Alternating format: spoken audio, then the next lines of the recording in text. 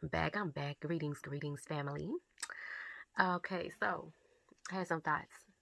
Like, you know, I had said that I was the 80 percenter in my relationships. I just wanted to talk about this because it came to my mind. This is random. So, as the 80 percenter, what that meant for me is that I'm lacking love.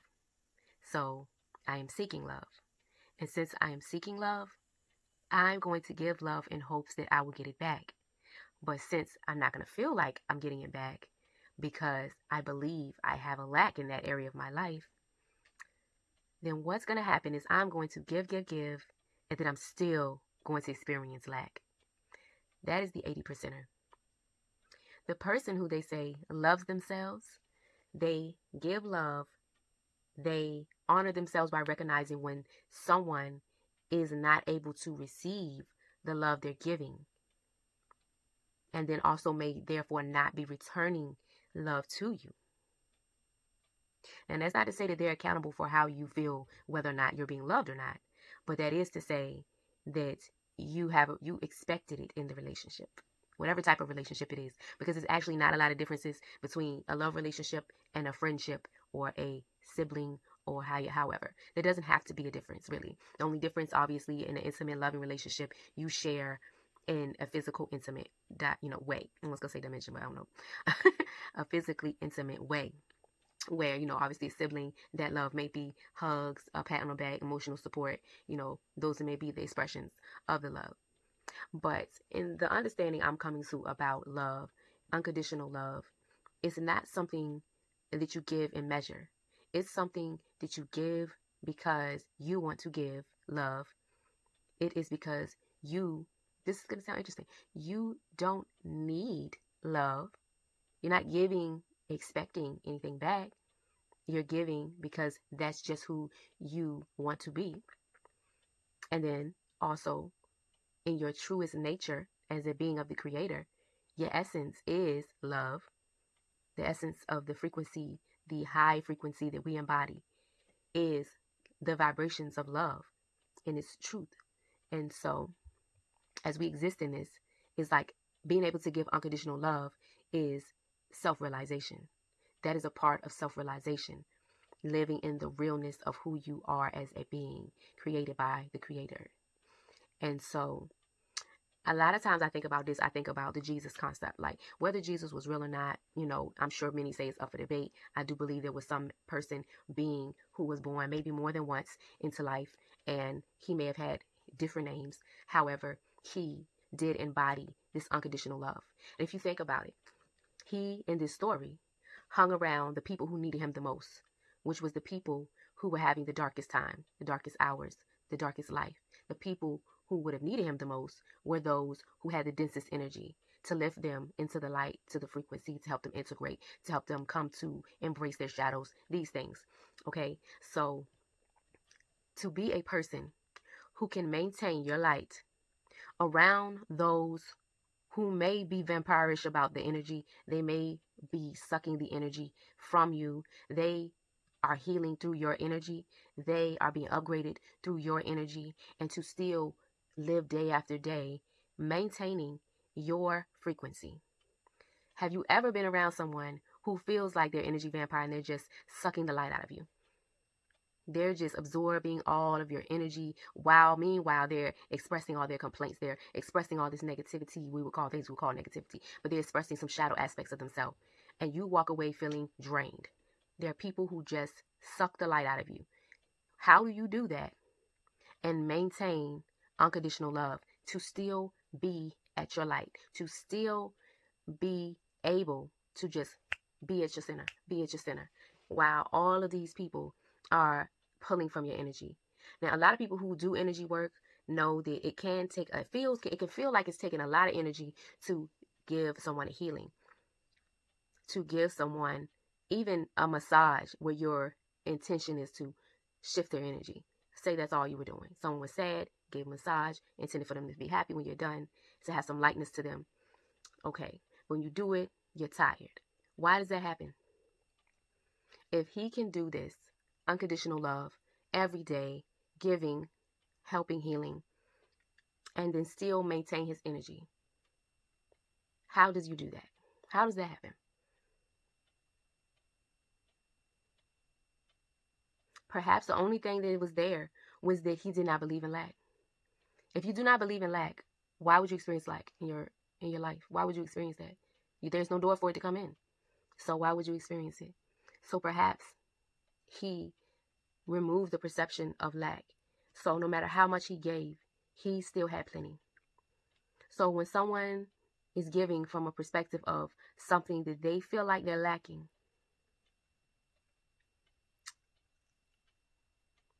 then they're giving out of lack. They're doing that. They're pushing this love out because they need it back. So that's a lack perspective. It's amazing to think that you can give love out of lack. And it's crazy. I wonder how many people did we like maybe look at and think of, oh, they're doing all this wonderful work. They're doing all of this nonprofit. They're doing boom, boom, boom. But then they're doing all of it because they believe in lack.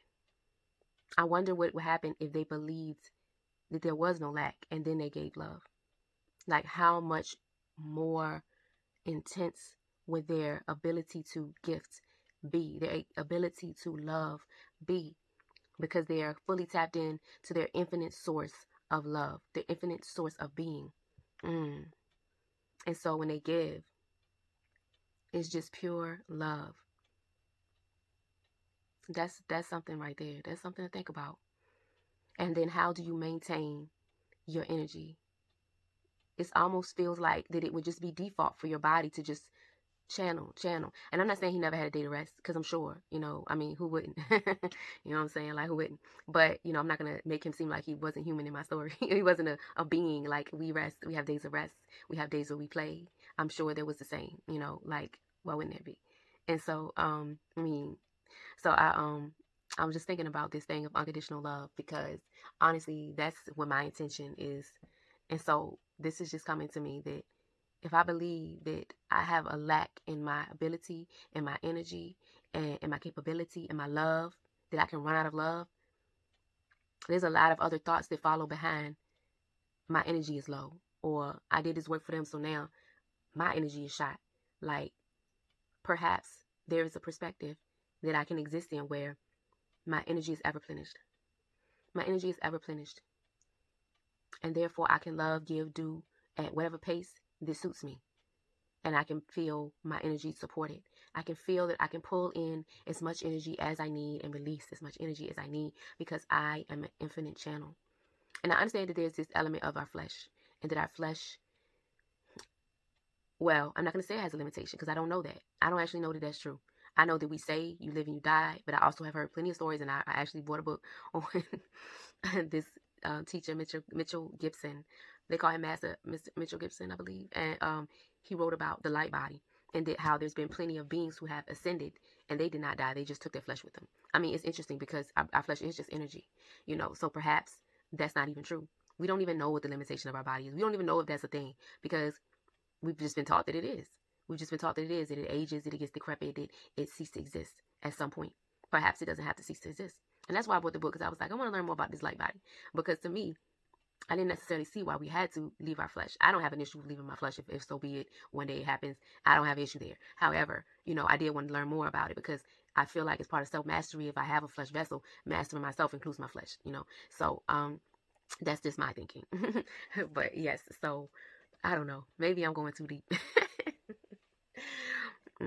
But I do want to walk in unconditional love. I want to be able to give love, be completely stable in my giving, not be worried about, oh, am I giving too much? Am I giving too little? And do I have enough to give? Like, I don't want to think these things. I would like to just give love as I see fit and be comfortable and I have plenty of love, and never have to worry about, oh, am I being vulnerable? I don't like that word vulnerable. I mean, the idea of vulnerability, as I thought before I looked it up, was that vulnerable meant that, you're being open. But no, vulnerable actually means something to the effect of you being able to be hurt. And I don't believe that one can walk in unconditional love and be hurt. Like, suppose they like, oh, I'm giving love, I'm doing for these people, blah, blah, blah, moving. And then some person just comes out of the blue and it's just like, you shouldn't be doing this, you shouldn't be giving love, these people don't deserve it, blah, blah, blah, or whatever. Or says whatever about you that maybe they intended to be an attack on your character or whatever. And you're like, nah, like, I'm not touched by that, you know, because I'm secure in my love. Like, dang, is that like, I guess that's what it would be. Like, I'm secure in my love. I'm secure in my giving. And I'm not giving, you know, for accolades. I just want to give. Like, it's fun. I enjoy it. I appreciate giving. Yeah. That reminds me of this card. There's this card in this deck that I use a lot.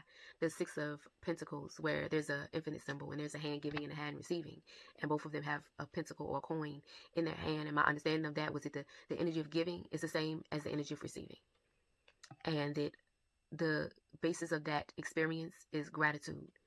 And it's almost like a feeling right now to give is gratitude. Like, it's like almost saying that's kind of new for me. The thought that giving is gratitude. Like, I'm giving to you because I'm thankful for you. I'm giving to you because I'm thankful for me. I'm giving to you because I'm thankful I'm able to give. I'm giving to you because I see your desire and I'm led to give to you. Like, it doesn't have to even be deep. It's just, I enjoy giving. Like, it feels good to give.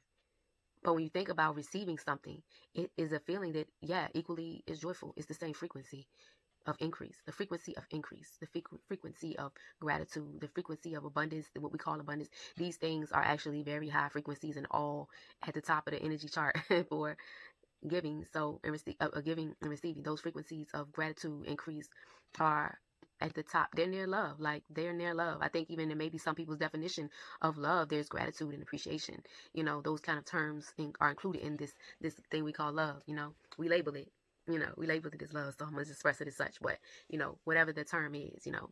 So yeah, giving and receiving is the same frequency.